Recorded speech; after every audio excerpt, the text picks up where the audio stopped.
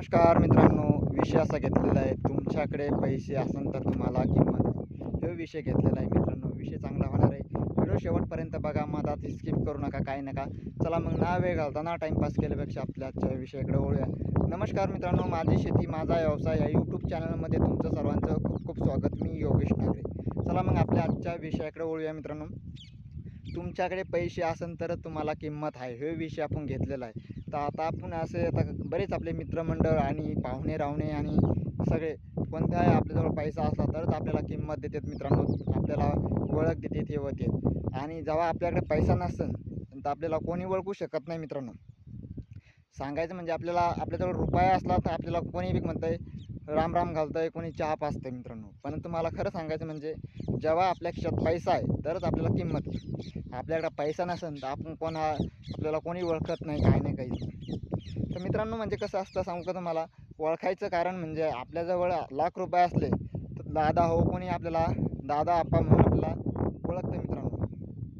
नाही तर आपल्याजवळ रुपया नसू द्या, आपल्याला कोणी भिकारी ओळखू शकत नाही मित्रांनो. भिकारी सांगायचं म्हणजे भिकारी बी आपल्याला म्हणणार याच्याजवळ पैसा नाही, याला कशाला ओळखायचं मित्रांनो. पण म्हणजे कसं असतं मित्रांनो, जेव्हा आपण कोणता एखादा व्यवसाय करायला लागलो तर व्यवसायामध्ये आपल्याला पैसा असला तर आपल्याला चार चौघजण आपल्याला तरी राम राम घालतील, चहा पाजतील आणि पैसे हे करतील मित्रांनो. पण जेव्हा आपल्याजवळ रुपयाच नसला तर कोणी ओळखू शकत नाही. तर सांगायचं म्हणजे आपल्याकडं काही दूध व्यवसायाचं काही असो, काही कोणता व्यवसाय असो, व्यवसायात आपल्याला 4-10 रुपये असले तर आपल्याला किंमत कुठं बी खाईल, कुठेही जा आपल्याला किंमत देते मित्रांनो.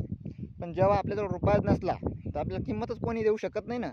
लहान लेकरू बी किंमत देऊ शकत नाही. काय म्हणणं तुमचं? लहान लेकरू बी किंमत देऊ शकत नाही, काय नाही, काहीच नाही.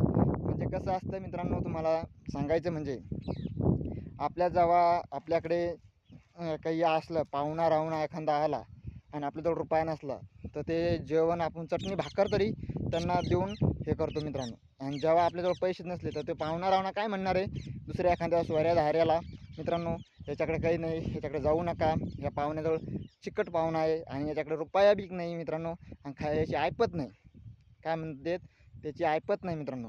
पण तसं करू नका मित्रांनो. आपल्याजवळ 4-10 रुपये तरी येऊ द्या आणि तुम्ही कोणत्या व्यसनाच्या मागे जाऊ नका, काही नका, काहीच नका.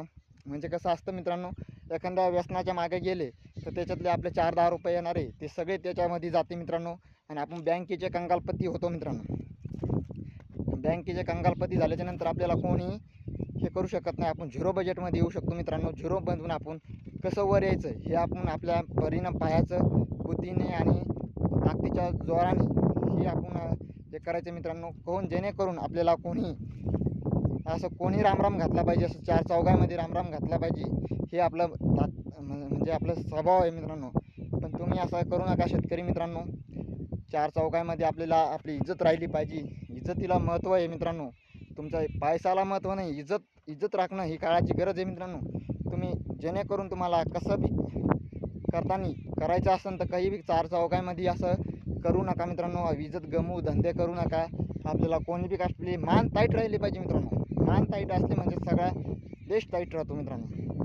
म्हणजे आपलं असं आहे मित्रांनो. आणि सांगायचं म्हणजे तुमच्याकडे पैसा असेल तर तुम्हाला तेव्हा किंमत राहते मित्रांनो. पण तुमच्याकडे पैसा नसेल तुम्हाला किंमत नाही राहत, तुम्ही कोही नाही, तुम्ही झिरो बजेटमध्ये राहू शकता. ही आपली म्हणणे सांगायचं तात्पर्य असं आहे मित्रांनो. आपल्याकडे पैसा तर आपली किंमत, आपल्याकडे पैसा नाही तर आपली किंमत नाही, कोणी ओळखू शकत नाही. हे असं आपलं म्हणणं होतं. व्हिडिओ आवडला असेल तर लाईक करा, नवीन असेल तर चॅनलला सबस्क्राईब करा, अशी नोटिफिकेशन तुमच्यापर्यंत जास्तीत जास्त व्हिडिओ शेअर करा. कसा वाटला कसा नाही आम्हाला कमेंटमध्ये सांगा. इथेच थांबूया, भेटूया पुढच्या व्हिडिओमध्ये. तोपर्यंत जय जवान जय किसान मित्रांनो. कसा वाटला कसा नाही आम्हाला कमेंटमध्ये सांगा.